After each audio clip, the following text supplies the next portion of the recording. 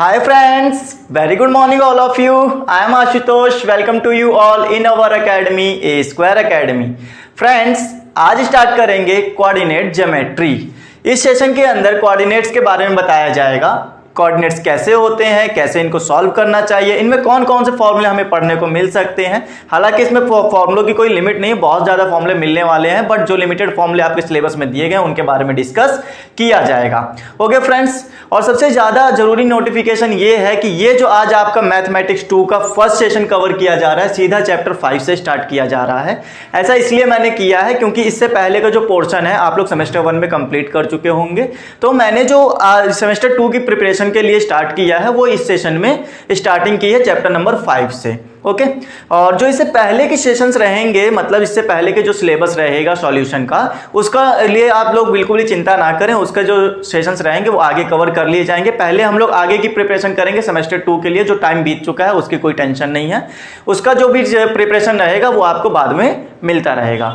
Okay friends, चलिए start करते हैं आज का सेशन मेरे साथ में। सेशन को स्टार्ट करने से पहले फ्रेंड्स सभी लोग एक बार सेशन को शेयर कर दीजिए, और जितने भी लोग मेरे साथ नए जुड़े हैं सब्सक्राइब कर लीजिए। ओके फ्रेंड्स, तो चलिए स्टार्ट करते हैं कोऑर्डिनेट के बारे में। कोऑर्डिनेट क्या होता है इसके बारे में बताएंगे कि कोऑर्डिनेट को कैसे सॉल्व करना चाहिए। कोऑर्डिनेट को समझने से पहले ना फ्रेंड्स मैं आपको एक चीज बताता हूं। आपको ना यहाँ एक्सिस पता होने चाहिए, एक्सिस क्या होते हैं। दूसरी बात, आपको अगर ये बात समझाई जाए कि हमारे डायमेंशंस कितने होते हैं, तो डायमेंशंस हमारे होते हैं 3 टाइप के। ओके, एक एक्स, एक वाई और एक जेड डायमेंशन में हम लोग लेकर उसको सॉल्व करते हैं। बट आज हम लोग ना 2D फिगर के बारे में बात करेंगे। 2D और 3D आप अगर देखना चाहो तो ये कुछ इस तरह से बनाकर जब दिया जाता था तो आपसे कहा जाता था ये जो ऊपर जा रही है ये है वाई एक्सिस। ओके, अगर आपसे कहेंगे कि ये जो आपकी राइट टू लेफ्ट जा रही है ये है एक्स एक्सिस, और ये जो जा रही है वो क्या है, जेड एक्सिस। तो this shows your 3D figure. क्या शो करता है 3D फिगर, मतलब आप इसको टच कर सकते हो, अलट पलट कर देख सकते हो, ये इस तरह से काम करता है। आप पूछोगे सर ये तो लाइंस के द्वारा मतलब कैसे, समझ में नहीं आया। तो आप ना इस तरह से अपनी लाइंस को, अपने उंगलियों को इस तरह से फैलाओ। ठीक है, ये देखो ये इस तरह से कुछ फैली हुई उंगलियां हैं। ठीक है, इसमें कहना क्या चाहते हैं जरा इसको समझना। मैंने इस हाथ में इस तरह से फैला ली। अगर मैं आपको ये दिखाऊं तो आप देख रहे होगे एक्स की तरफ तो अंगूठा जा रहा है मेरा। ठीक है, थंब जो है वो एक्स की तरफ जा रहा है, डिनोट कर रहा है। उसके बाद जो वाई की तरफ मेरा थंब जा रहा है, और एक्स की तरफ मेरा, एक्स की तरफ जो है मेरा ये वाली फिंगर जा रही है। इसको हम लोग क्या बोलते हैं, तर्जनी। वैसे तो हिंदी में बोलते हैं, इंग्लिश का पता नहीं इसमें क्या, इसको क्या बोला जाता है। ठीक है, स्टार्टिंग फिंगर बोल लो, फर्स्ट फिंगर बोल लो। तो ये तो फर्स्ट फिंगर है हमारी, क्या एक्स की तरफ जा रही है। दूसरी बात, आप देख रहे होगे सर जेड तो नीचे की तरफ जा रहा है। एक्चुअली बेटा ये जेड नीचे की तरफ नहीं जा रहा है, यही जेड ही तो है रीजन। किस चीज का रीजन, 3D दिखाने का रीजन। ये जेड ही तो है 3D दिखाने का रीजन। अगर मैं ऐसे रखूं तो ये जो जेड वाली लाइन है ना ये बाहर की तरफ आ रही है, आप देख रहे होगे बाहर की तरफ जा रही है। बाहर की तरफ जाने का मतलब है ये 3D फिगर को कंस्ट्रक्ट कराने में हेल्प कर रहा है। ये जेड जो होता है वो एक्चुअली में यहां नहीं आता है, हमें तो प्लेन पे बनाना है, इसलिए हम लोग नीचे की साइड में खींच देते हैं। ये जो जेड है ना ये बाहर की तरफ, ऐसे की तरफ शो हो रहा है। ठीक है, ऐसे देखो मार्कर रखा है मैंने, ऐसे शो हो रहा है। मतलब एक लाइन ऊपर, एक लाइन इधर और एक लाइन बाहर की तरफ जब आती है तो वो 3D फिगर को शो करती है। इतनी बात समझ में आ गई। अच्छा, अगर मैं 3D ना बनाना चाहूं, 2D फिगर बनाना चाहूं, मतलब एक पेपर के ऊपर फिगर बना हुआ, फोटो बनी हुई है ना, तो उस समय मैं कैसे हेल्प लूंगा मैथमेटिक्स की, तो मैं कहूंगा मैं सिर्फ और सिर्फ एक्स एक्सिस और वाई एक्सिस की हेल्प लेता हूं, और इसी के ऊपर जो फिगर बनाकर दिखाऊंगा वो आपके कौन सी होगी, 2D फिगर होगी। कौन सी फिगर होगी बेटा, 2D होगी। तो याद रखना कि जब 2D फिगर बनाना होता है सिर्फ और सिर्फ एक्स और वाई एक्सिस की हेल्प ली जाती है, और अगर 3D फिगर बनाना होता है तो जेड एक्सिस की भी हेल्प ली जाती है। बताओ यहां तक कोई क्लियर? चलो सर ये बात तो थोड़ी बहुत समझ में आ रही है कि हाँ 2D और 3D क्या होता है। अच्छा, जिन बच्चों को 2D और 3D नहीं पता है वो मैं बता दूं। बेटा एक ऐसे समझो कि जैसे एक इंसान की आपने फोटो खींचकर अपने सामने रख ली। फोटो वो पेपर पे बनी हुई फोटो, छपी हुई फोटो ना, कैमरे वाली नहीं। तो या फिर कैमरे वाली भी ले लो, कुछ फर्क नहीं पड़ रहा उससे भी। तो फोटो एक आदमी की उस सामने पर रखी हुई है, और आपके सामने आदमी भी खड़ा हुआ है। ठीक है, क्या फोटो को पलट कर देख सकते हो उसके पीछे बैक साइड में क्या था, मतलब पीठ कैसी है उस इंसान की, बैक कैसा है उस इंसान का बैक देख पा रहे हो, नहीं देख पा रहे हो, means this is your 2D figure, जिसमें आप सिर्फ और सिर्फ आगे का देख सकते हो, ऊपर नीचे दाएं बाएं का दिख रहा होगा आपको, इधर उधर का दिख रहा होगा, लेकिन पीछे क्या है फोटो में वो नहीं दिख रहा है। लेकिन 3D फिगर में ये फर्क आता है कि आप आगे तो देख ही रहे हो सामने से, ठीक है, लेकिन आप पीछे से भी मेरा बैक देख सकते हो। हाँ, ये पीछे वाला जब पोर्शन दिखने लगे तो समझ जाओ क्या है, वो 3D फिगर है, ठीक है। मतलब एक जो फिजिकली आदमी खड़ा हुआ है वो आपका 3D है, लेकिन वही आदमी अगर फोटो के अंदर है तो वो आपका क्या है, 2D है। ये बात समझ में आ गई। अच्छा, इनका यूज क्या करना है इसके बारे में समझते हैं। इस चीज को ऐसे समझो जरा, मैंने कहा इस वर्ल्ड के अंदर ना कोई भी चीज हो आपकी हर जगह डायमेंशन है। अगर मैं एक पॉइंट यहां ले लूं, सपोज दैट एक पॉइंट यहां ले लिया, तो ये भी मेरा क्या है, कोऑर्डिनेट के ऊपर सिचुएट है, कहीं ना कहीं सिचुएट है। मैं पूरा का पूरा कहीं ना कहीं कोऑर्डिनेट के ऊपर ही क्या है, सिचुएट हूं मैं, ऐसा समझ के चलो मेरी बात को। ये बात समझ में आती है। अगर मैं कहूं ये चीज मैंने यहां ले ली, हो सकता है आपका एक्स एक्सिस ऐसे, सॉरी वाई एक्सिस ऐसे जा रहा हो, वर्टिकली हॉरिजॉन्टली आपका एक्स एक्सिस जा रहा होगा, ठीक है। तो आप इमेजिन करो जरा, ये हो गया वाई एक्सिस, ठीक है। इमेजिन करो कि ये क्या है, पूरा वाई एक्सिस, ये इमेजिनरी लाइंस है। हम लोगों को अर्थ के ऊपर यहां पर अगर आप देखोगे ये पूरा अर्थ बना हुआ है ना, अर्थ बना हुआ है। अर्थ में आपको क्या पोल दिखाई देते हैं, पोल दिखाई देते हैं क्या, नहीं दिखाई देते। बस आप इमेजिन करते हो कि हाँ हमारा जो कंपास है वो इस तरफ से मुड़ गया है, तो हमारा पोल जो है इस तरफ है। इसी तरह से एक्सिस भी आपकी, ये जो वाई एक्सिस और ये एक्स एक्सिस, ये पूरा का पूरा अर्थ ना हमारा एक्स एक्सिस और वाई एक्सिस के ऊपर डिपेंड करता है। सपोज करो ऐसे, ठीक है। तो ये पूरा अर्थ में आप देख रहे होगे जो खड़ी हुई लाइन जा रही है वो वाई एक्सिस को शो कर रही है, जो हॉरिजॉन्टली लाइन जा रही है वो हमारा एक्स एक्सिस को शो कर रही है, ठीक है। तो मैंने कहा कि इस संसार के अंदर, वर्ल्ड के अंदर जितनी भी चीजें हैं सब की सब किसी ना किसी एक्सिस पर, किसी ना किसी कोऑर्डिनेट पर फिक्स हैं, ठीक है। अच्छा, इन कोऑर्डिनेट्स को पढ़ते कैसे हैं जरा ये बात को भी समझना। बेटा एक चीज यहां पर मान के चलो, जैसे मैं आपको स्टार्टिंग से बताता हूं कि यहां पर ये मान लेते हैं आपके पास में है एक्स वाई एक्सिस और ये है एक्स एक्सिस, ठीक है। आपने नंबर लाइन तो बहुत अच्छे से पढ़ी होगी, हाँ सर बहुत अच्छे से पढ़ी है, इसमें हमको कोई दिक्कत नहीं आती नंबर लाइन में। तो आपको यहाँ पे जो ये पॉइंट दिख रहा है ना, इंटरसेक्टिंग पॉइंट ऑफ एक्सिस, ठीक है, एक्सिस का जो इंटरसेक्टिंग पॉइंट है इसको आप लोग क्या बोलते हो, इसको बोला जाता है ओरिजिन। याद रखना स्टूडेंट्स, क्या बोलेंगे, ओरिजिन, ओ से डिनोट करेंगे हम लोग इसको। बताओ यहां तक कोई प्रॉब्लम नहीं होनी चाहिए। अगर ओरिजिन आपको मिल गया ओ को ही हम लोग बोल देते हैं 0 नंबर पर है। ये कहां पर है, 0 पर है। और भी आगे समझाएंगे, अब बस इतना समझते चलो कि आपको अगर राइट हैंड पे जा रहे हो तो 1 2 3 4 5 6 इस तरह से बढ़ते चलोगे, पॉजिटिव नंबर लेना है, ये बात समझना। राइट हैंड पे जाने पर एक्स जो होता है वो पॉजिटिव मिलता है। अच्छा, अगर राइट में पॉजिटिव जा रहे तो लेफ्ट में आपको पता होगा नंबर लाइन में हम लोग निगेटिव जाते थे। हाँ सर याद आ रहा है कुछ है ना। तो ये लो हमारा निगेटिव नंबर आ गया, मतलब एक्स इधर क्या रहेगा, निगेटिव रहेगा। बहुत अच्छी बात समझ में आ गई, बहुत बढ़िया सर। अब ऊपर जाना है बेटा, ऊपर जाने का मतलब ग्रोथ कर रहे हो। ग्रोथ कब करते हैं, जब पॉजिटिव ऊपर जाने का मतलब पॉजिटिव होना है ना। आप लोगों की उन्नति होती है तो आप लोग क्या कहते हो, सर मुझे पॉजिटिव फीलिंग आ रही है ना, तो ऊपर जाएंगे तो मतलब पॉजिटिव फीलिंग के साथ जाएंगे। तो ऊपर जाने का मतलब है पॉजिटिव नंबर लेना। तो यहाँ हो गया 1, यहाँ हो गया 2 3 4 5 6, ये लो ऐसे मैंने बना दी। और भी आगे जितना चाहो बढ़ा सकते हो, 6 तक ही फिक्स नहीं है। आप सोच रहे हो सर 6 यहाँ भी है, 6 यहाँ भी है, 6 यहाँ भी, क्या 6 ही ले सकते हैं, ऐसा नहीं है, कितना भी बढ़ा सकते हो, ठीक है। चलो अच्छा, नीचे आना है अगर, तो ओरिजिन को मैं थोड़ी देर के लिए हटा देता हूँ। मैंने कहा ये देखो आप नीचे आ गए। अब नीचे आ रहे हो तो उसका अपोजिट आना पड़ेगा, डिक्रीज होना पड़ेगा तो माइनस करना पड़ेगा। तो माइनस कर रहे हैं तो देखो -3 -4 -5 -6, इस तरह से आप याद कर सकते हो। ये हमारा बन गया कोऑर्डिनेट प्लेन। क्या बन गया, कोऑर्डिनेट प्लेन बन गया, निर्देशांक तल बन गया, ठीक है। बात समझ में आ गई। इसी कोऑर्डिनेट पर आपको क्या करना है, कोऑर्डिनेट्स को ढूंढना है। इसी कोऑर्डिनेट प्लेन पर आपको कोऑर्डिनेट्स ढूंढने हैं। सर कोऑर्डिनेट्स क्या होते हैं, बेटा कोऑर्डिनेट्स मान के चलते हैं, जैसे मैंने कहा इस पॉइंट के कोऑर्डिनेट बताओ आप, तो आप कहोगे सर बहुत इजी चीज है, ठीक है। इधर से देखते हैं एक्स पर कितना चल रहे हैं, उधर से देखते हैं वाई पर कितना चल रहे हैं। हमने कहा बहुत अच्छी बात है सर, आपने तो पकड़ लिया। चलो तो बताओ कितना हुआ फिर इसका। अगर मैं कहूँ इसका जो आ रहा है अप्रोक्सीमेट, अगर मैं मोटा मोटा भी मान के चलूँ तो ये सीधी लाइन अगर मैं डालूँ तो लगभग 4 के ऊपर मैं गिरा रहा हूँ, ठीक है। तो यहाँ पर तो 4 मिल गया, फिर इधर से आप देखोगे तो ये आपको 5 मिल जाएगा। ये लो 4, 5 of this point coordinates, okay. ये बात समझ में आ गई। तो इस पॉइंट के कोऑर्डिनेट कितने आ गए 4,5 आ गए। बातों को पकड़ना बहुत अच्छे से, ठीक है। आपने कहा बहुत अच्छी बात है सर। अच्छा यहां पर कितना आ जाएगा, जरा इसके बारे में भी डिस्कस किया जाए। तो आप कहोगे सर इधर से जब आ रहे होंगे तो ऐसे मिलेगा और इधर से जब जा रहे होंगे तो ऐसे मिलेगा, मतलब उधर से आ रहे हैं तो -5, इधर से जा रहे हैं तो -6। बहुत बढ़िया, ये भी आपने x और y निकाल लिया। यहां पर कुछ रूल्स हैं बेटा, उन रूल्स को फॉलो करो जरा। क्या रूल्स हैं सर? रूल्स ये हैं कि जो पहले लिखा जाता है वो हमेशा x एक्सिस का कोऑर्डिनेट लिखा जाता है। पहले लिखा जाता है हमेशा x एक्सिस का कोऑर्डिनेट, बाद में जो आएगा वो आएगा y एक्सिस का कोऑर्डिनेट। आप देख रहे हो कि x एक्सिस पर 4 है, इसीलिए 4 पहले लिखा गया है, y को बाद में लिखा गया है, 5 वाला जो कोऑर्डिनेट है वो बाद में है। फिर उसी तरह से यहां पर अगर आप देखोगे तो फिर से x वाला पहले, x का एक्सिस ये था, x पर हमारा -5 था, -5 को पहले लिखेंगे और y पर -6 था, उसको हम लोग बाद में लिखेंगे, दिस वन। ओके, बहुत बढ़िया, यहां तक समझ में आती है कहानी। चलिए सर आगे बढ़ते हैं। तो यहां तक की कहानी में आपको कोई प्रॉब्लम नहीं होनी चाहिए। अब एक क्वेश्चन आता है कि कोऑर्डिनेट प्लेन पर हमें पॉजिटिव पॉजिटिव वाले कोऑर्डिनेट किधर मिलेंगे, पॉजिटिव निगेटिव, निगेटिव पॉजिटिव या निगेटिव निगेटिव कोऑर्डिनेट किधर मिलेगा।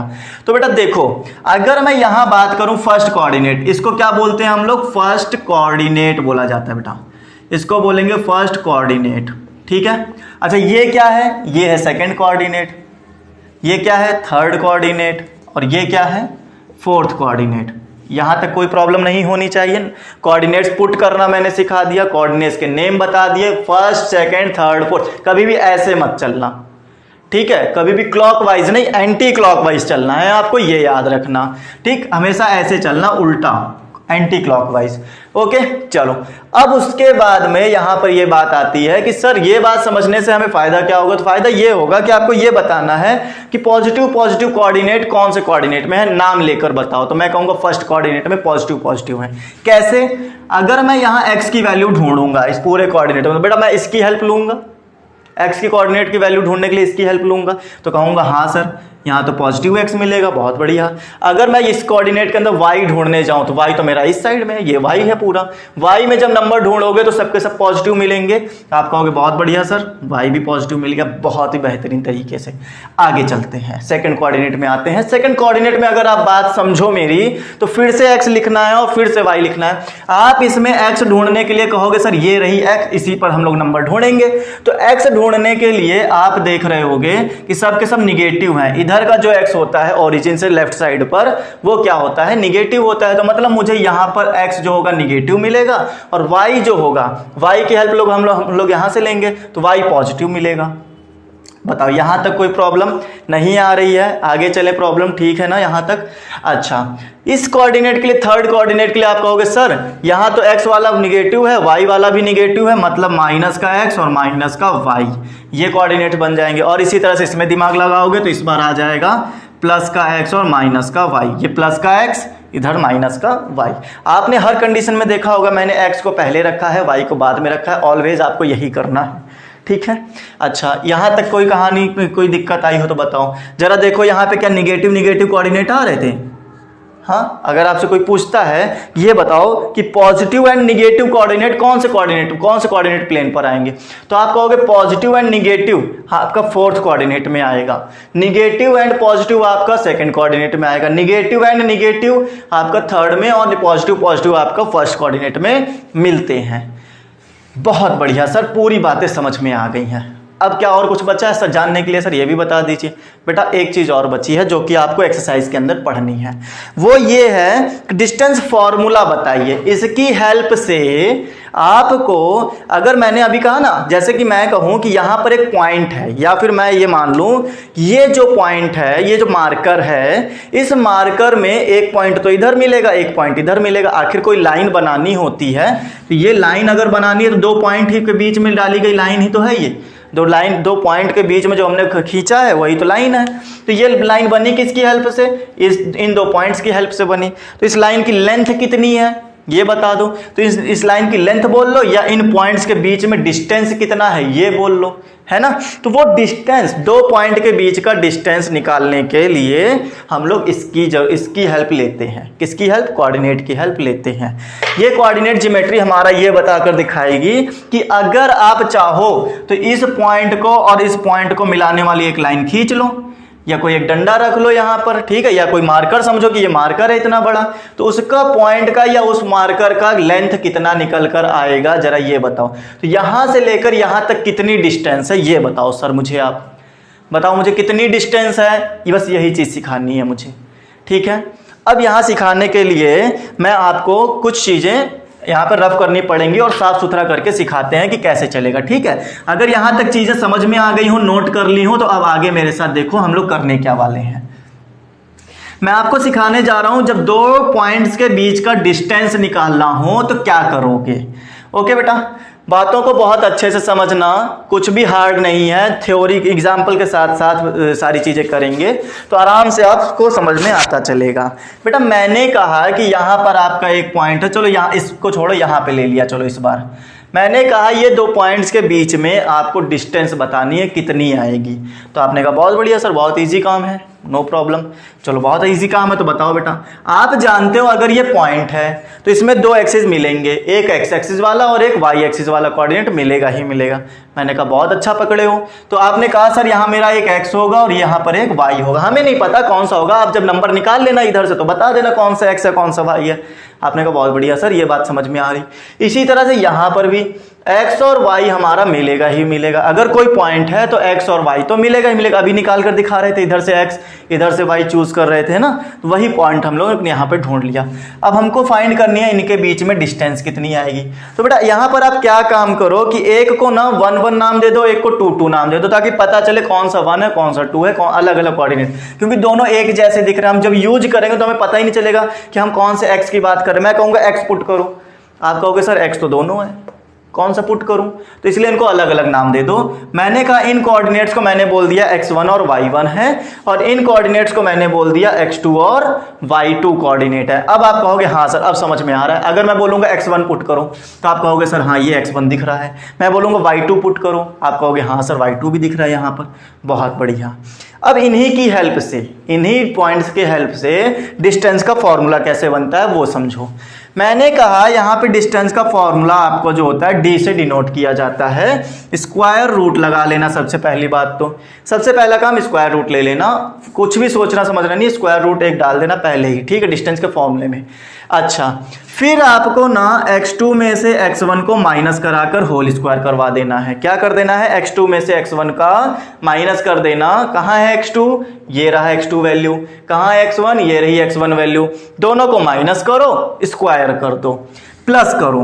क्या प्लस करें? फिर से यही काम करो y एक्सिस पर, y2 में से y1 माइनस कर दो और स्क्वायर कर दो, काम खत्म।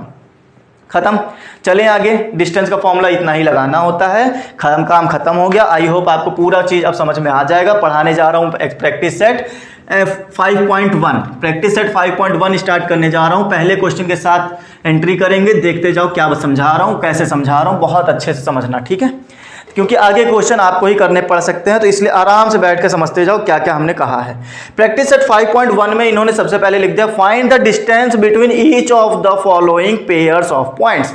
कुछ पॉइंट्स दे दिए गए, कोऑर्डिनेट पॉइंट आपको मिले हुए हैं, है ना। कौन कौन से पॉइंट्स दे दिए हैं जरा ये भी डिस्कस करो। सबसे पहला वाला क्वेश्चन आपको समझा देते हैं, फिर उसके आगे देखेंगे और कौन कौन समझाना है। इन्होंने कहा कि ये रहा 2,3, फिर इन्होंने कहा बी वाले में 4,1। हमने कहा बहुत बढ़िया सर, आपने तो अच्छी चीज़ पकड़ा दी हमें। इन्होंने कहा बढ़िया है, फिर अगर अच्छा है तो सॉल्व करके दिखाओ। कहा इनके बीच में डिस्टेंस बताओ। बेटा कोऑर्डिनेट बनाने की ज़रूरत नहीं है, कोऑर्डिनेट प्लेन जो अभी x और y बनाया था उसकी ज़रूरत नहीं है। बस आप इतना मोटा मोटा समझ लो कि एक पॉइंट यहाँ रहा होगा, एक पॉइंट यहाँ रहा होगा, a और b, इन दोनों बीच में निकालना ना। मैंने सोचा एक पॉइंट यहाँ एक पॉइंट यहाँ, अगर मैं इनके बीच में ये लेंथ डालूँ तो इस लेंथ की लंबाई कितनी है या फिर इन पॉइंट्स के बीच में डिस्टेंस कितना है, दोनों एक ही बात होंगी। तो इस पॉइंट को कोऑर्डिनेट कितने दिए हुए हैं आप बताओ। इस पॉइंट के जो कोऑर्डिनेट दिए हैं वो दिए हैं 2,3, इसके कितने दिए हैं 4,1 दिए हैं। फिर मैंने कहा था इसमें से एक को x1 y1 और एक को x2 y2 पहचान के लिए खाली बना लेना कि कौन सा x1 है कौन सा y1 है, पहचान में आ जाए। तो यहां पर a वाला जो है मैंने कहा कि आप इसको x1 और y1 बोल दो, x1 और y1 और इसके लिए x2 और y2। तो आप कहोगे बढ़िया सर बात तो समझ में आ गई। तो बताओ फिर मुझे यहां पे कंपेयर करके, नाउ x1 की वैल्यू कितनी मिलेगी, x1 की वैल्यू यहां देखो कंपेयर कराओ 2 मिल रही है, x2 की वैल्यू कितनी मिल रही है 4 मिल रही है, y1 की वैल्यू कितनी हो गई 3 और y2 की वैल्यू 1। मतलब कोई समस्या नहीं है ना, बस कंपेयर करा लेना। हमने एक को जो है x1 y1 बोला है, एक को x2 और y2 बोला है, वही वैल्यू हमने यहां रख दी। अब डिस्टेंस का फॉर्मूला क्या होता है, तो अभी बताया था d इज इक्वल टू, सबसे पहले बिना सोचे समझे स्क्वायर रूट लगाना और फिर x2 में से x1 को माइनस कर देना उसका स्क्वायर, y2 में से y1 को माइनस कर देना उसका स्क्वायर कर देना, बात हो गई खत्म। फिर x2 कहाँ है, ये रहा 4, x1 कहाँ है, ये रहा 2, इसका स्क्वायर, y2 कहाँ है 1 माइनस 3 का स्क्वायर, और ये आ गया आपका स्क्वायर रूट के साथ। फिर बेटा क्या करेंगे, आप कहोगे सर स्क्वायर रूट के साथ 4 माइनस 2 कितना होता है 2 होता है, और 2 के ऊपर स्क्वायर भी लगा है। तो चलो पहले एक बार लिख लेते हैं क्योंकि फर्स्ट क्वेश्चन चल रहा ना, इसमें स्टेप गायब करने का कोई फायदा नहीं है ना, तो लिख लेते हैं पहले। 1 माइनस 3 कितना होता है -2 होता है, आप समझ गए होंगे कैसे हो रहा है। 2 का स्क्वायर 4 होता है, और यहाँ पे देखो बहुत से बच्चे कंफ्यूज हो जाएंगे सर निगेटिव में लूँ कि पॉजिटिव में लूँ। बेटा एक बात याद रखो कि अगर जैसे -x लिखा हुआ है इसकी पावर 2 है, फिर -x लिखा हुआ है इसकी पावर 3 है, तो आप सोचोगे सर इसमें क्या समझना है। तो मैं यहाँ पे ये समझाने वाला हूँ कि अगर आपकी पावर इवन है, कितना है इवन है, तो आपका आंसर जो होगा वो पॉजिटिव आएगा। किसमें आएगा, पॉजिटिव आएगा। फिर अगर आपकी पावर ऑड है, ये देखो ऑड है, ठीक है ऑड है, तो आप इसमें क्या लिखोगे, पावर जो होगी आपकी निगेटिव आएगी, आंसर जो होगा वो निगेटिव आएगा।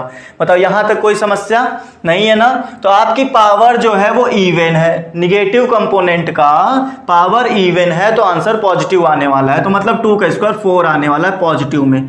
तो 4 और 4 होता है 8, बहुत बढ़िया। अब 8 होता है तो आप जानते होंगे कि इसमें से हम लोग 4 इंटू 2 कर लें, और ये करने से क्या होगा 4 का स्क्वायर रूट बाहर आ जाएगा और इसका स्क्वायर रूट अंदर रह जाएगा।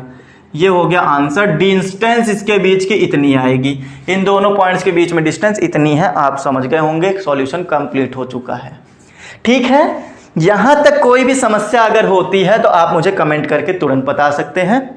अगर समस्या नहीं आ रही है, कोई प्रॉब्लम नहीं है, तो सेशन पर लाइक बटन बना हुआ है उसको जरा हिट करो ताकि पता चले कि हाँ मजा आई है, समझ में आया है, ठीक है। और कोई भी समस्या आ रही है तो कमेंट तुरंत करके बता सकते हो हाँ सर ये प्रॉब्लम है। ओके फ्रेंड्स, चलिए आगे चलेंगे, साथ में क्वेश्चन नंबर 2 के साथ बात करेंगे। क्वेश्चन नंबर 2 में क्या दिया हुआ है आप लोग समझ चुके होंगे कि हाँ वही काम होने वाला है, क्योंकि सेम टू सेम दिया है, बस डिजिट्स बदल दी गई हैं।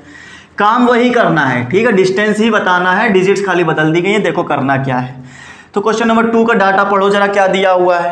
क्वेश्चन नंबर 2 में जो डाटा दिया हुआ है हमको वो कुछ इस तरह से दे रहे हैं कि हमसे कहा गया है क्वेश्चन नंबर 2 में 5 और 7 -1 और 3, तो P में दिया गया है -5 एंड 7, Q में दे दिया है -1 एंड 3। बेटा समझ तो गए ही होगे करना क्या है। सर एक पॉइंट बना लेते हैं P और एक बना लेते हैं Q, बहुत बढ़िया। ये वाले को हम लोग x1 y1 बोल देंगे चलो, और ये वाला हमारा हो गया। आप इंटरचेंज कर सकते हो, नो प्रॉब्लम, कोई दिक्कत नहीं आने वाली है, आप चाहे जैसे बनाओ कोई दिक्कत नहीं है, ठीक है।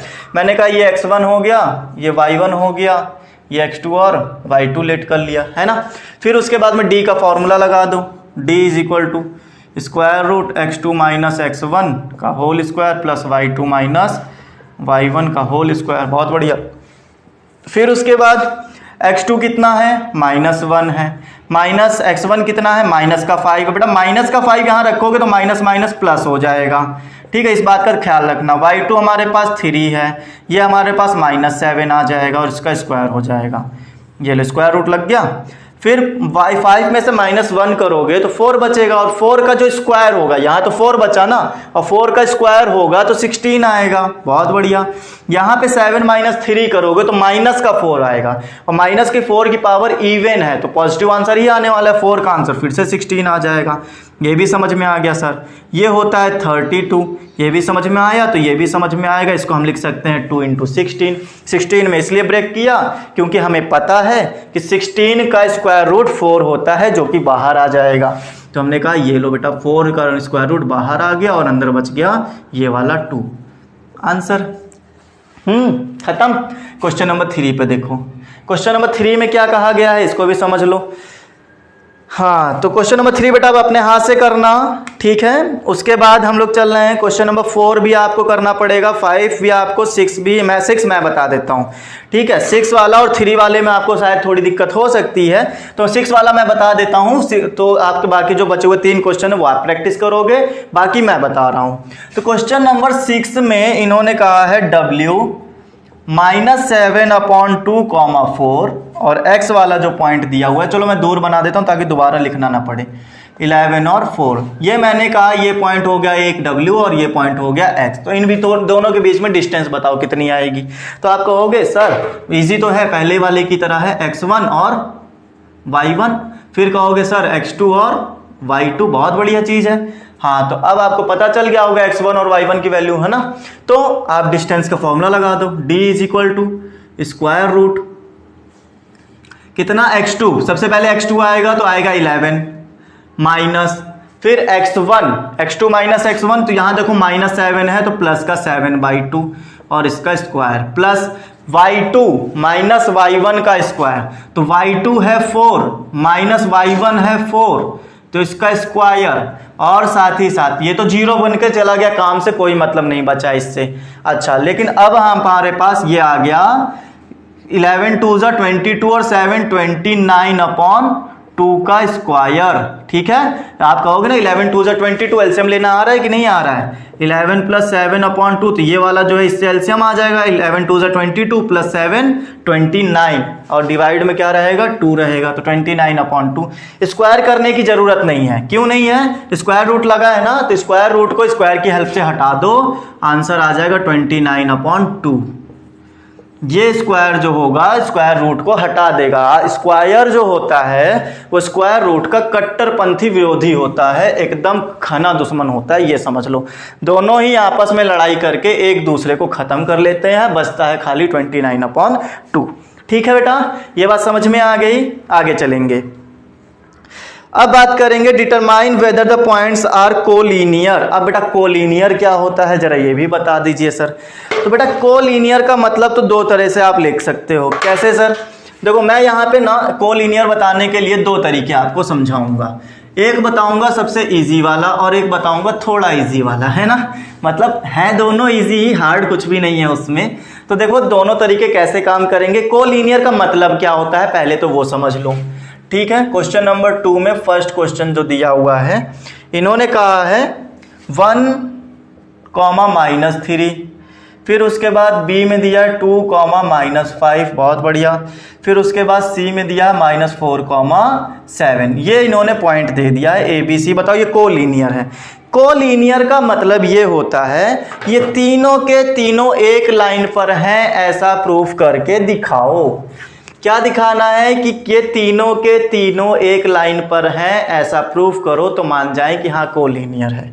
ठीक है, बहुत अच्छी बात है अगर समझ में आया हो।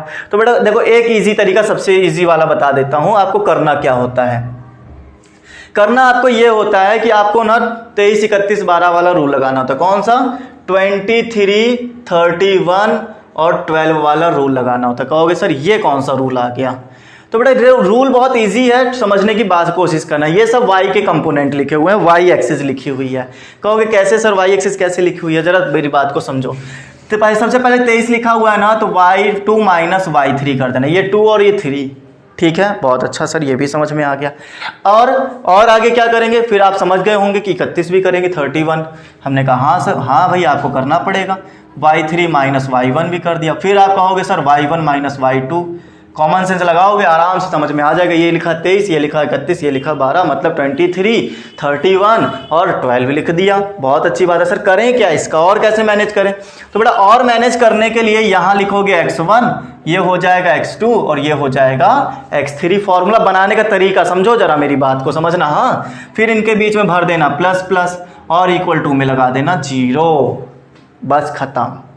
ये फॉर्मूला ये कहना चाहता है कि अगर आपका जो पॉइंट दिए हुए हैं, कोऑर्डिनेट्स दिए हुए हैं, अगर ये कोलिनियर होंगे अगर, ठीक है, तो इस फॉर्मूले में रखने पर इक्वल टू के 0 का इक्वल टू आ जाना चाहिए, मतलब LHS और RHS सॉल्व होकर 0 आना चाहिए। ठीक है, तो अगर 0 आ जाता है तो कोलिनियर है, अगर 0 नहीं आता है तो कोलिनियर नहीं है। यहाँ तक कोई समस्या नहीं होनी चाहिए। अब जरा करेंगे कैसे वो भी समझो। बेटा ये जो फर्स्ट पॉइंट है ना, ये x1 और y1 है, ये कौन जो है ये x2 और y2 है, और ये जो है वो x3 और y3 है। सो नाउ हम कहेंगे कि x1 और y1 कितना आ गया, तो x1 आ गया 1 और y1 आ गया -3, x1 और y1। ठीक है, बहुत अच्छी बात। x2 और y2 कितना आ गया, तो आप कहोगे सर x2 तो आ गया 2 और y2 आ गया -5, x3 एंड y3 कितना आ गया, देखकर बता सकते हो। हाँ, -4 और 7। मतलब यहाँ तक किसी को कोई समस्या? ये मैंने x1 y1 x2 y2 x3 y3 को सर्च करके यहाँ पर दिया है लिख।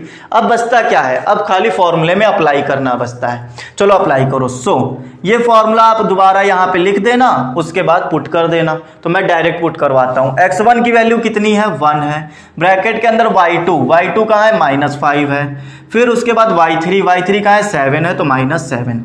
फर्स्ट वाला कंपोनेंट खत्म।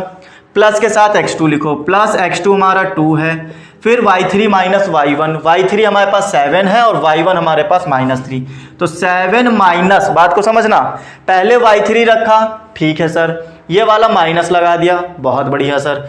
y3 रखने जाओगे तो -3 रखोगे, और जैसे ही यहाँ -3 रखोगे माइनस माइनस क्या हो जाएगा, प्लस हो जाएगा, तो ये लो प्लस का 3 हो गया। ठीक है, अच्छा, फिर प्लस का x3 कितना आएगा, x3 आएगा -4, तो हमने कहा यहाँ पर -4 रख लो। चलो उसके बाद फिर y1 कितना आ जाएगा, y1 हमारे पास है -3, बढ़िया, और उसके बाद में माइनस करके y2 हमारे पास में आएगा प्लस का 5, क्योंकि ऑलरेडी माइनस का है और एक फॉर्मूले से आया है माइनस, तो माइनस माइनस प्लस हो गया।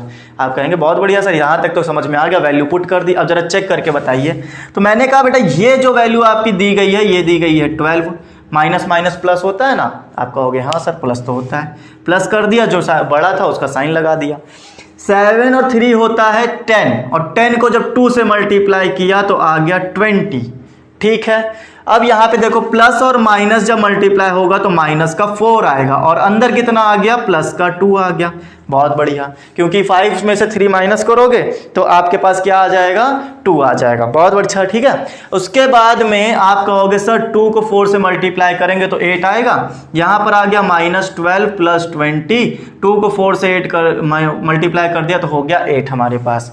ठीक, और प्लस माइनस माइनस। अच्छा, ये देखो बेटा, मैं अगर डायरेक्ट करा दूं कि माइनस माइनस क्या हो गया, ये देखो माइनस का, ये देखो माइनस का, तो माइनस माइनस हो गया प्लस, साइन माइनस के साथ, ये लिखा पॉजिटिव का 20, ये और ये कैंसिल हो गया, आंसर में कितना आ गया, 0, जो कि हमारा 0 का इक्वल आना चाहिए था। सॉल्व करके 0 आ गया। 0 आ गया मीन्स हम लिख सकते हैं कोऑर्डिनेट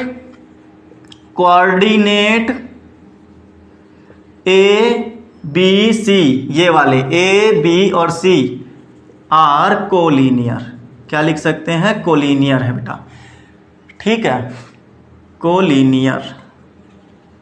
बताओ यहाँ तक कोई प्रॉब्लम? ठीक, तो ये चीज़ अगर समझ में आ गई हो आपको, तो कोई भी दिक्कत वाली बात हो तो कमेंट करके तुरंत बता सकते हो, हाँ सर ये चीज़ समझ में आ रही है कि नहीं आ रही। ठीक, तो ये एक सिंपल तरीका था जो कि कोलिनियर प्रूफ करने का था। अब इसके अलावा ना एक सब्स्टिट्यूशन मेथड भी आता है कि जब आप दो पॉइंट को क्या करो कि इनसे बनने वाली एक लाइन बना लो, 2 पॉइंट वाली लाइन का फॉर्मूला लगाओ, फिर उसमें थर्ड लाइन पुट करो, देखो LHS RHS इक्वल आ रहा है कि नहीं, तो वो भी एक कोलिनियर का तरीका होता है। मेरे हिसाब से ये ज़्यादा ईजी तरीका है, आप इसी को अप्लाई करो और इसी से आंसर बार बार निकालो, ज़्यादा हेडेक पालने की ज़रूरत नहीं है। ठीक है बेटा, तो 4 क्वेश्चन दिए हैं, मैं एक क्वेश्चन और आपको इसमें करके दिखा देता हूं, बाकी 2 क्वेश्चन आपको करने पड़ेंगे। तो कैसे करेंगे, दूसरा वाला क्वेश्चन चलते हैं। प्रैक्टिस सेट का सेकंड क्वेश्चन का जो सेकंड पार्ट है उसमें देखो कौन सा क्वेश्चन हम बताएं। तो मेरे हिसाब से मैं इसका जो है सेकंड पार्ट बता दूं क्या? इन्होंने सारे क्वेश्चन एक जैसे हैं, कुछ भी हार्ड नहीं है, तो मैं इसका सेकंड पार्ट बता देता हूं, ठीक है। तो इन्होंने कहा है L-2,3 है, उसके बाद में Q जो है M जो है 1 एंड -3 और N जो है 5, -4। तो बेटा आपको पता होगा यहाँ पर x1 y1, x2 y2 और x3 y3 निकाल लेना चाहिए। हम कहेंगे बढ़िया है सर, निकाल लीजिए। तो x1 और y1 कितना आ जाएगा? -2 और 3। बहुत अच्छी बात, कहीं भी गलती ना होने पाए, गलत हो जाएगा तो फिर दिक्कत हो जाएगी, सॉल्व नहीं करा पाओगे। x2 और y2, x2 हो गया इतना और y2 हो गया -3, x3 और y3 ये लिख लेना। डायरेक्ट करोगे तो फिर बहुत प्रॉब्लम में आ जाओगे ना, सोचते ही सोचते परेशान हो जाओगे। तो ये हो गया 5 और ये हो गया 4।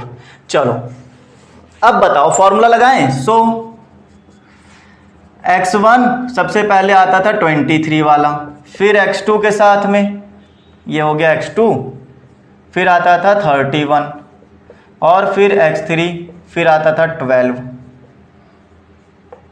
ये 0 का इक्वल आना चाहिए। चलो सॉल्व करके दिखाओ, 0 आ रहा है क्या? ठीक, पुट करें हम वैल्यू।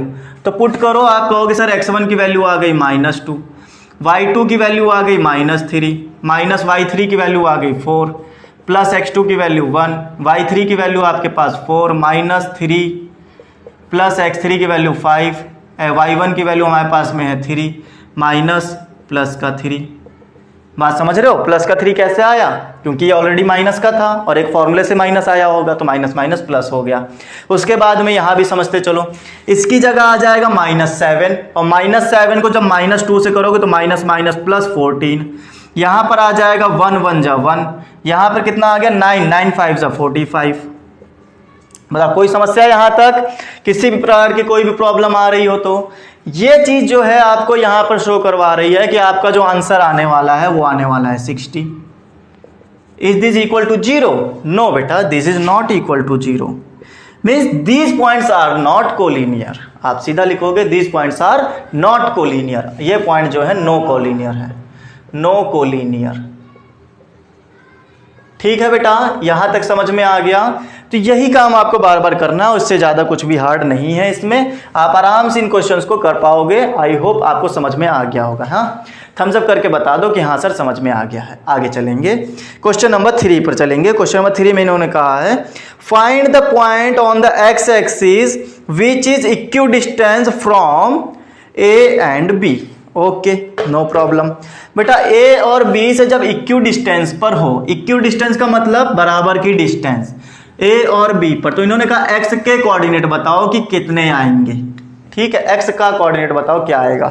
तो बेटा एक्स का हो चाहे वाई का हो, फाइंड तो दोनों ही करने पड़ेंगे। जैसे इन्होंने कहा है कि ए और बी 2 पॉइंट हैं, इन दोनों पॉइंट से जो है ये इनके पॉइंट कितने दिए हैं जरा ये भी लिख लो। इन्होंने कहा ये जो है 3,4 है और उसके बाद यहाँ पे 1,4 है। चाहे तो एक एक्स एक्सिस वाला बाहर कहीं ले लो, चाहो तो इसी के ऊपर ले लो। मैंने कहा ये लो बीचों बीच में हमने इसके ले लिया। बीचों बीच में इसलिए ले लिया क्योंकि इन्होंने कहा इक्वी डिस्टेंस है, मतलब जितना ए से दूर है उतना ही बी से दूर है, बराबर की डिस्टेंस है। ये बात समझना।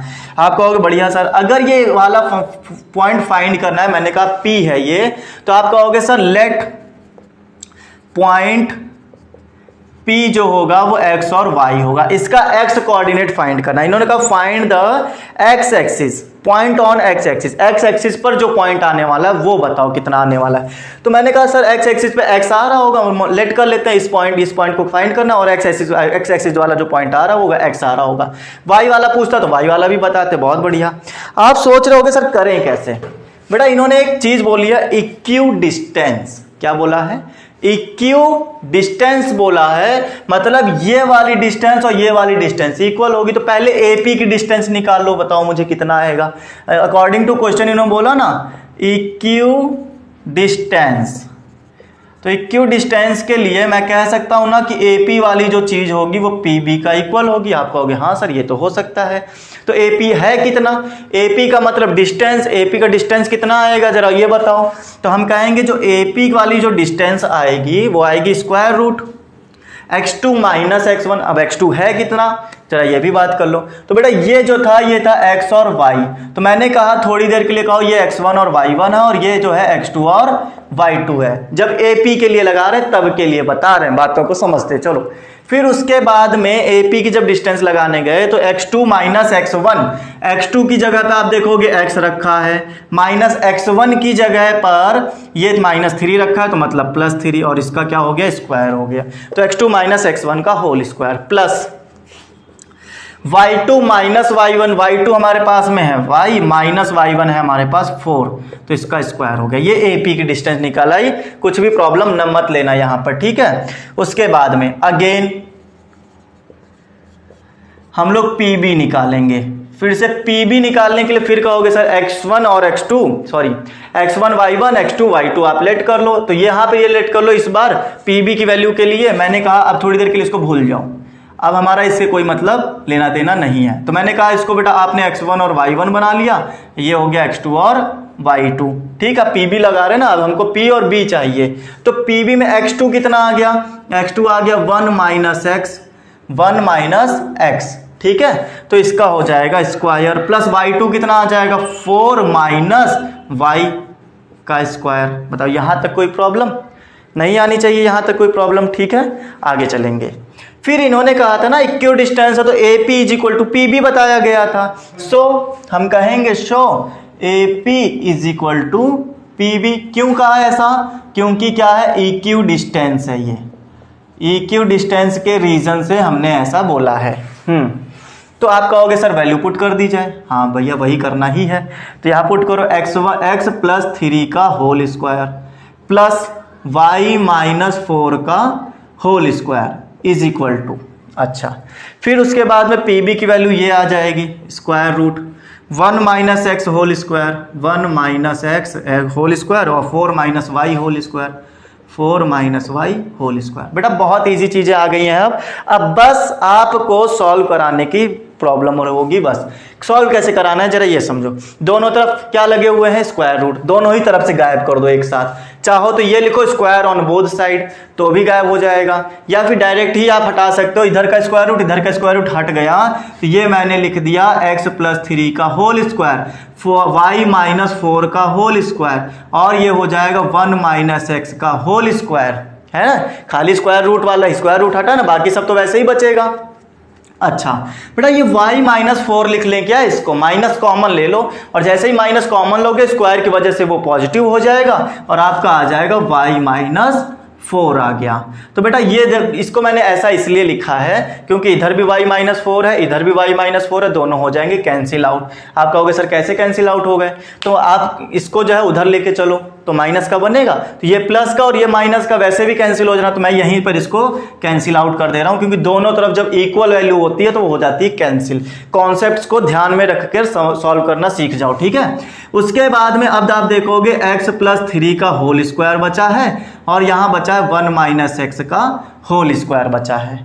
ये बात भी समझ में आ गई होगी, आप कहोगे हाँ सर बहुत बढ़िया समझ में आ गया है। अब जो है काम बचा क्या, दोनों तरफ स्क्वायर है, आप कहोगे हाँ स्क्वायर है, तो आप दोनों तरफ जब स्क्वायर है तो इन स्क्वायर्स को भी क्या करो हटा दो, काम सही गया।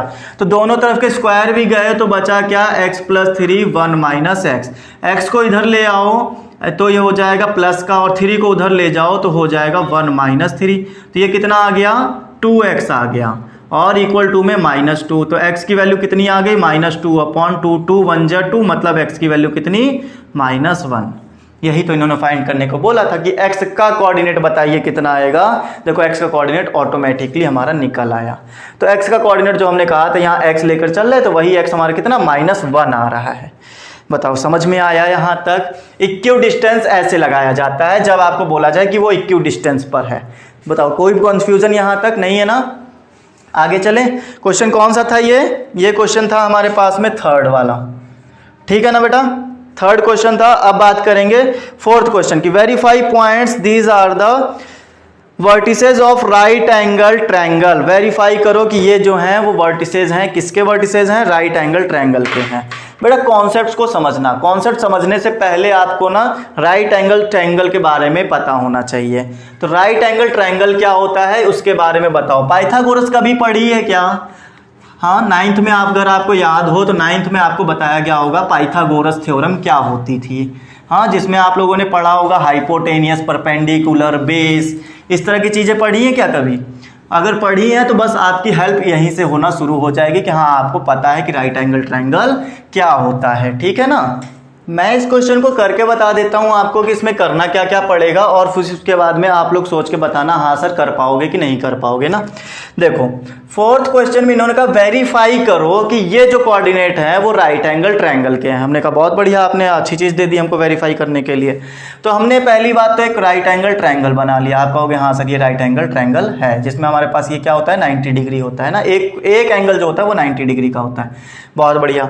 फिर आप कहोगे सर ये P, Q और R के साथ में ये हमारा दिया गया है 2,2, क्यों दे दिया गया है 2,2, फिर उसके बाद में 2,7। बहुत बढ़िया। सर अगर ये राइट एंगल ट्रायंगल है ना, अगर ये राइट एंगल ट्रायंगल है तो पाइथागोरस को फॉलो करना चाहिए। बिल्कुल, उसी से तो वेरीफाई होगा। अगर ये पाइथागोरस को फॉलो कर गया तो समझो कि हाँ राइट एंगल ट्रायंगल है। तो पाइथागोरस फॉलो करवाने के लिए हाइपोटेनियस होना चाहिए, ये होना चाहिए, परपेंडिकुलर होना चाहिए, बेस होना चाहिए। तो उसकी डिस्टेंस आए कैसे? क्या आप इनके बीच की जो डिस्टेंस है इसकी लेंथ निकाल सकते हो? चाहे डिस्टेंस निकाल लो और चाहे लेंथ निकाल लो। आप कहोगे हाँ सर आता तो है, ये x1 y1 ये x2 y2, तो ये हमारी डिस्टेंस आ जाएगी। अगर हमें क्यों ये वाली डिस्टेंस निकालनी हो तो आप कहोगे सर x1 y1 x2 और y2, इससे हमारा क्या आ जाएगा QR आ जाएगा, जो कि बेस है हमारा, है ना। तो आपको बेटा यही करना है, जो आप सोच रहे हो वही करना है। तो देखो सबसे पहले मैं निकालने जा रहा हूँ PQ, मैं निकालने जा रहा हूँ P और Q। तो PQ के लिए मैंने ऐसे बना लिया, P और Q के बीच की डिस्टेंस कितनी आएगी जरा बताओ। तो P का पॉइंट है 2,2 और Q का पॉइंट है 2,2। हर बार ऐसे ही करना है ना, डिस्टेंस चाहिए ना। तो ये हमने रखा PQ, इसके बाद स्क्वायर इस ये लगा दिया हमने, है ना। अच्छा बहुत बढ़िया। बेटा आपको अगर पता हो तो यहाँ पर फॉर्मूला जो लगाया जाता था वो होता था x2 माइनस x1। तो ये x1 y1 लेट कर लेते हैं, ये x2 और y2 लेट कर लेते हैं। तो x2 हमारे पास में आ गया, ये y2 और सॉरी x1 हमारे पास में आ गया ये, ठीक है। ऑलरेडी माइनस का था इसलिए पॉजिटिव बन गया। फिर प्लस के साथ में y2 माइनस y1, तो y2 हमारे पास में है 2 माइनस y1 हमारे पास में ये हो गया। बहुत बढ़िया सर, यहाँ तक समझ में आ गया।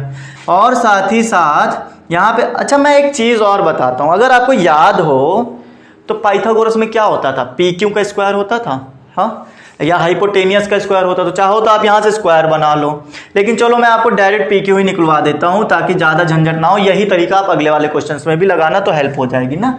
तो यहाँ देखोगे आप कहोगे सर 4 और 4 का स्क्वायर हो गया, 2 और 2 कितना हो गया 4 और 4 का स्क्वायर कितना आ जाता है, डायरेक्ट लिख दूँ क्या 16। और कहोगे सर ये तो जीरो निकल गया, हाँ बहुत अच्छी बात है, जीरो निकल गया। तो इसका आंसर कितना आ जाएगा 4 आ जाएगा। आप कहोगे बढ़िया सर, PQ की वैल्यू आ गई 4, बहुत अच्छा। फिर उसके बाद में QR कितना आता है, तो QR जो है आप यहाँ बना लो Q और R। तो Q की वैल्यू है 2,2, R की वैल्यू है 2,7। इनके बीच में हमें चाहिए डिस्टेंस।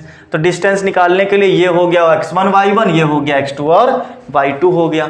अगर x1 y1 x2 y2 अगर आपको मिल रहा है तो आप कह सकते हो कि डिस्टेंस का फॉर्मूला क्या होता है। आप कहोगे x2 minus x1, x2 minus x1 का square plus y2 minus y1 का स्क्वायर। बहुत बढ़िया।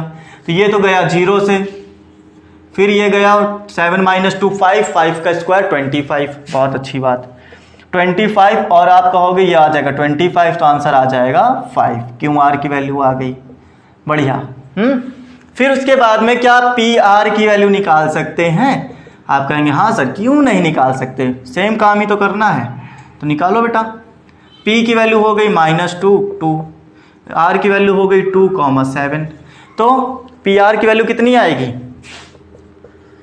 डिस्टेंस का फॉर्मूला लगाओ, x2 ये हो गया x2 माइनस x1 का square plus y2 minus y1 का स्क्वायर, ये हो गया 4 का स्क्वायर मतलब 16।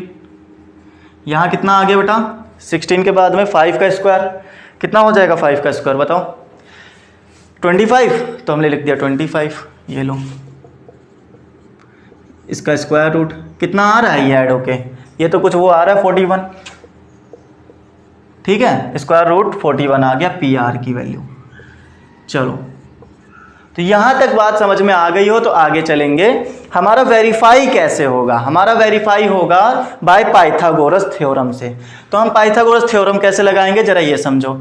हमने ना यहाँ पर ही करने की सोची है, तो यहीं पर करके बता दे रहे हैं, बाय पाइथा। ठीक है, आगे लिख देना बाय पाइथागोरस। तो आपको यहाँ पे ये समझना होगा कि पाइथागोरस थ्योरम क्या कहती थी कि पी आर का स्क्वायर जो होगा हाइपोटेनियस का square perpendicular square plus base square होता है। परपेंडिकुलर कितना है? पी क्यू का स्क्वायर, और बेस कितना है बेटा? बेस हमारे पास में क्यू आर का स्क्वायर। आप कहोगे हाँ सर बहुत अच्छी बात है, यही तो होता था। हाँ ठीक है, आगे पी आर का स्क्वायर, तो पी आर का स्क्वायर मतलब स्क्वायर रूट 41 का square equal to P Q का स्क्वायर। पी क्यू स्क्वायर मतलब कितना? 4 का स्क्वायर आ जाएगा 16, और क्यू आर का स्क्वायर, क्यू आर स्क्वायर मतलब 25। आप बताओ बेटा, स्क्वायर रूट का जब स्क्वायर किया जाता है, तो मैंने बताया ना स्क्वायर रूट और स्क्वायर कट्टर विरोधी हैं एक दूसरे के, तो एक दूसरे को ही खत्म कर लेते हैं। आता है 41, तो ये ऐड होकर आता है 41। क्या दोनों इक्वल आ रहे हैं? तो ये क्या हो गया? प्रूव हो गया कि ये जो कोऑर्डिनेट हैं वो क्या है? इसी पी क्यू आर के राइट एंगल ट्रायंगल के कोऑर्डिनेट हैं। ऐसे इस क्वेश्चन को करना था। बताओ समझ में आ गया? पाइथागोरस थ्योरम प्रूफ हो गई ना, LHS इक्वल टू RHS, हुई कि नहीं हुई? तो जब ये प्रूफ हो गई तो इसका मतलब है ये जो कोऑर्डिनेट हैं ये इसी फिगर के हैं, मतलब इसी राइट एंगल ट्रायंगल के हैं। इसी तरह से हर बार क्वेश्चन को आपको सॉल्व करवाना है। नेक्स्ट क्वेश्चन देखेंगे क्या है, चलो आ जाओ समझते हैं। अगर इस क्वेश्चन में कोई दिक्कत आई हो, किसी बच्चे को ना समझ में आया हो, तो आप डिस्कस कर सकते हो हमारे साथ में, ठीक है। टेलीग्राम में आकर आप पूछ सकते हो कि सर कौन सा क्वेश्चन है, कैसी दिक्कत आ रही है, सारी चीज़ें बता सकते हो, ठीक। टेलीग्राम का जो लिंक है आपको डिस्क्रिप्शन में मिल जाएगा, आराम से जाइए वहाँ ज्वाइन करिए हमारे साथ टेलीग्राम, और कोई भी क्वेश्चन होती है, कोई भी क्वेरी होती है, आप हमसे पूछ सकते हैं, ओके। चलो आगे देखो, क्वेश्चन 5 में इन्होंने ये बोला है कि show the points P Q R S R vertices of a parallelogram. बहुत बढ़िया चीज़ दी गई है। बेटा ये बताओ पहले पैरालेलोग्राम क्या होता था? अगर कुछ बच्चों को याद हो पैरालेलोग्राम क्या होता था, तो आपको पता होगा कि sir opposite lines are parallel, opposite lines are parallel to each other, this is your parallelogram, है ना। जिसमें मैं कह सकता हूं ए बी सी और डी, और साथ ही साथ पैरेलल होने के साथ में opposite lines are equal to each other, ये भी कह सकते थे हम लोग, है ना। तो मैं यहाँ पर इस पैरालेलोग्राम के लिए ये लिख सकता हूँ कि ए बी जो होगा वो मेरा डी सी का इक्वल होगा, और जो बी सी होगा वो मेरा ए डी का इक्वल होगा। ये बात मैं कह सकता हूँ कि नहीं एक पैरालेलोग्राम के बारे में? कहोगे सर बहुत अच्छी बात है, कह सकते हैं, आराम से कहा जा सकता है ना। P की वैल्यू कितनी दी है? अच्छा ले एक मिनट, यहाँ पी क्यू आर एस दिया है, तो हम ए बी सी डी में नहीं पी क्यू आर एस में खेलेंगे, तो इनको ए बी सी डी हटा दो, है ना। हमने कहा P Q R S, P Q R S, तो हम ये कह सकते हैं पी क्यू जो होना चाहिए वो आर एस का इक्वल होना चाहिए, और एस पी जो होना चाहिए वो आर क्यू का इक्वल होना चाहिए, या क्यू आर बना लो। तो आप कहोगे हाँ सर कोई दिक्कत तो है नहीं, तो करें क्या? आपकी अगर ये चीज़ें इक्वल आ जाती हैं, ये चीज़ें दिख जाती हैं कि हाँ पी क्यू की वैल्यू निकालो और इक्वल आ रही है, अगर किसके? आर एस के इक्वल आ रही, तो हाँ ये पैरालेलोग्राम है। और अगर एस पी और पी आर क्यू इक्वल आ रहा है तो भी हाँ ये पैरालेलोग्राम है। बात समझ में आ गई? तो कैसे करना है जरा बात को समझना। P कितना दिया है? 2, -2, 2, -2। R क्यों कितना दिया है? 7, 3। ये दिया है 11, -1। फिर उसके बाद में आपको दिया 6, -6। ठीक है बेटा। अभी मैंने थोड़ी देर पहले क्या आपको राइट एंगल ट्रायंगल में डिस्टेंस निकालना सिखाया था लाइंस का। क्या आप पी क्यू नहीं निकाल सकते क्या? ये पी क्यू की डिस्टेंस आप नहीं निकाल सकते? पी बनाओ, क्यू बनाओ। पी का पॉइंट दिया है -2, -2, 7, 3। x1 y1 x2 y2 रखो, आंसर लेकर आओ पी क्यू कितना है, और चेक करो, आकर चेक करो क्या आर एस का इक्वल है। आर एस की वैल्यू निकालो। आर एस कैसे आएगा? आर एस, आर की वैल्यू है 11, -1, एस की वैल्यू है 6, -6। क्या डिस्टेंस नहीं निकाल सकते इसमें से और इसमें से? बताओ। और इन दोनों को सॉल्व कराने से अगर इक्वल आ जाए, अगर इक्वल आ जाए तो समझ जाना पैरालेलोग्राम है, और इक्वल ना आए तो सीधा लिख देना this is not parallelogram. Okay, this is not parallelogram, ऐसे सीधी सीधी बात बता देना इनको। बताओ यहां तक कोई समस्या? तो इस क्वेश्चन को मैं नहीं कराऊंगा। क्यों नहीं कराऊंगा बेटा? ये करने में ना भी बहुत आगे तक क्वेश्चन जाएगा, टाइम बहुत कंज्यूम करेगा। तो इस क्वेश्चन को आराम से आप बैठो, कॉपी पेन लेकर बैठो और बताओ कि हाँ सर हो पाया कि नहीं हो पाया। ठीक है, उसी तरह से RQ निकालना और SP निकालना और आंसर बता देना हाँ सर आया कि नहीं आया इक्वल। ठीक है, कमेंट सेक्शन में लिखकर जरूर बताना कि हाँ सर हो पाया कि नहीं हो पाया। नहीं हो पाया तो फिर हम उसके बारे में हेल्प करेंगे आपकी। ठीक, 6 क्वेश्चन देखो। 6 क्वेश्चन में ये कहा है show that ABCD are vertices of a rhombus. अब क्या होता है रोम्बस? क्या होता है बेटा? रोम्बस जो होता है वो देखने में बिल्कुल पैरालेलोग्राम की तरह लगता है। फॉर एग्जाम्पल जैसे आप जानते होंगे ये क्या चीज है, क्या फर्क है दोनों में? आप जानते होंगे बेटा ये स्क्वायर है और ये रेक्टेंगल है। फर्क इतना होता है इसमें चारों साइड इक्वल होती हैं और इसमें आमने सामने की साइड इक्वल होती हैं। ठीक है, इसी तरह से पैरालेलोग्राम में आमने सामने की साइड इक्वल होती हैं, लेकिन रोम्बस में क्या होता है चारों साइड इक्वल होती हैं। तो आप समझ चुके होंगे सर क्या कहना चाहते हैं। सर ये कहना चाहते हैं कि ये जो A B C और D दिया हुआ है एक रोम्बस का, ठीक है, क्या क्या दिया हुआ है एक रोम्बस का ABCD, -4, -7, 1, 2, उसके बाद में 8, 5 और 5, -4, ये आपको दिया हुआ है। ये सारे पॉइंट्स दे दिए हैं, आपको बताना है रोम्बस है। अगर ये रोम्बस है तो चारों साइड इक्वल आनी चाहिए। तो आप कह सकते हो कि सर हमें फाइंड करना पड़ेगा AB। तो आप निकालो AB, चेक करो क्या वो BC का इक्वल है, क्या वो CD का इक्वल है, क्या वो DA का इक्वल है। चारों अगर इक्वल आ जाए निकालने से तो आप कह सकते हो हाँ सर ये रोम्बस है। आएगा ही आएगा, उन्होंने बोला है ना कि चेक करना, क्या बोलना है, शो दैट, दिखाना है, तो इसका मतलब है ये। ठीक है, शो करो कि हाँ ये इक्वल है, तो जाहिर सी बात है आंसर इक्वल ही आने वाले हैं। शो कराना है ना खाली, तो कैसे शो कराओगे? वैल्यू निकाल लो और शो करा दो कि हाँ ये चारों इक्वल है, इसका मतलब ये रोम्बस है। ठीक है, तो आई होप आपको इसमें दिक्कत नहीं आनी चाहिए। ये क्वेश्चन भी आपको ही करना है, होमवर्क है आपका। उसके बाद में अब जरा बात करेंगे हम लोग 7th की। फाइंड x डिस्टेंस बिटवीन, आपको x फाइंड करना है, distance between point L and M are 10। तो बेटा ये क्वेश्चन जो है बेहद ही आसान क्वेश्चन है। अगर आपको समझ में आ गया हो तो बहुत अच्छी बात है, ना समझ में आया हो तो हम बता दे रहे हैं कैसे करना है, क्योंकि इस तरह का क्वेश्चन एक भी आपने किया नहीं है, इसलिए हमें बताना लगता है जरूरी हो गया है। तो इन्होंने कहा L और M की जो डिस्टेंस है वो है 10 और L का जो कोऑर्डिनेट है वो है हमारे पास में x और 7 और इसका जो कोऑर्डिनेट है वो है 1, 15। ये कोऑर्डिनेट है। तो बताओ x की वैल्यू कितनी है, इसमें जो x छुपा हुआ ना ये वैल्यू कितनी है ये बताओ। तो ये कौन सा क्वेश्चन हो गया है? ये मेरे ख्याल से 7th क्वेश्चन हो गया है। ये आपका है 7th क्वेश्चन। तो डिस्टेंस का फॉर्मूला दिया है ना, LM बताओ कितना देगा? LM = 10 है, ऐसे रख लें या फिर ऐसे रखो। LM का फॉर्मूला रखो। डिस्टेंस का फॉर्मूला क्या होता है? x2 - x1 का स्क्वायर प्लस y2 - y1 का स्क्वायर। तो x2 कितना है? x2 है 1 और x1 है x, तो 1 - x। y2 कितना है? 15 - 7 का स्क्वायर। ये हो गया स्क्वायर रूट। यहाँ LM की वैल्यू, L और M की वैल्यू कितनी दी है? 10 दी है। डिस्टेंस दिया है ना 10, तो हमने 10 रख दिया। बट आपको अगर पता हो कि स्क्वायर रूट अगर दूसरी तरफ जाता है, ये जो स्क्वायर रूट है ये अगर दूसरी तरफ जाएगा तो स्क्वायर बनाएगा, याद रखना। तो ये इधर आ जाएगा, 10 का स्क्वायर हो जाएगा। ये तरीके हैं सबके सब तैयार करके रखो। ओके, फिर उसके बाद 1 - x का स्क्वायर हो गया, बहुत बढ़िया। प्लस ये कितना आ गया हमारे पास में? ये आ गया 8 का स्क्वायर, और 8 का स्क्वायर होता है 64। ये भी समझ में आता है सर, बहुत बढ़िया चीज चल रही है। अब बताओ अगर मैं कहूँ 64 को इधर ले आओ तो ये तो हो गया 100 - 64, 1 - x का होल स्क्वायर, तो ये आ गया 36 आ गया, तो 1 - x का होल स्क्वायर। बहुत बढ़िया। दो तरीके हैं, चाहो तो a - b का फॉर्मूला लगाकर x में वैल्यू खोल लो और फिर वहां से क्वाड्रेटिक इक्वेशन बनेगी, तब सॉल्व कर लो, x की 2 वैल्यू आएंगी।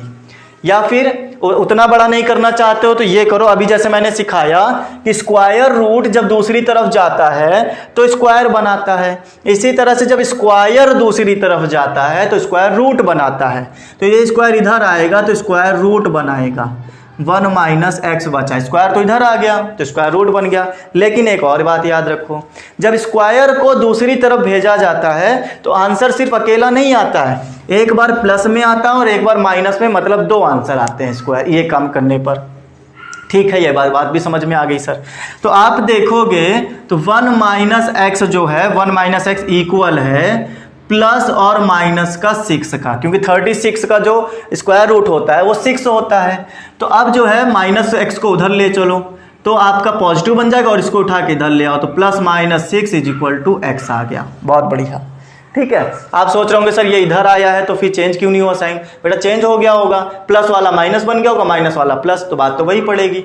अब जरा बात को समझना मेरी, ठीक है। 2 आंसर निकालने हैं हमको। अगर x की वैल्यू हम लोग क्या करें, एक बार पॉजिटिव ले लें। क्या ले लें? अगर मैं पॉजिटिव ले लूं तो x की वैल्यू कहोगे 1 प्लस 6 मतलब 7, और अगर मैं निगेटिव ले लूं तो निगेटिव में x की वैल्यू कितनी आ जाएगी, 1 माइनस 6 मतलब माइनस 5। तो ये 2 तरह के आंसर आएंगे x के, एक तो 7 आ सकता है और एक तो माइनस का 5 आ सकता है, दोनों ही आंसर हमारे सुटेबल हैं। ठीक है बेटा, चलो नेक्स्ट क्वेश्चन पे चलेंगे। इन क्वेश्चंस को करना आराम से बैठ के करो, समझो क्या क्या चीजें दी हुई हैं। ठीक है, चलो आगे बताओ नेक्स्ट क्वेश्चन 8th वाले में क्या दिया हुआ है।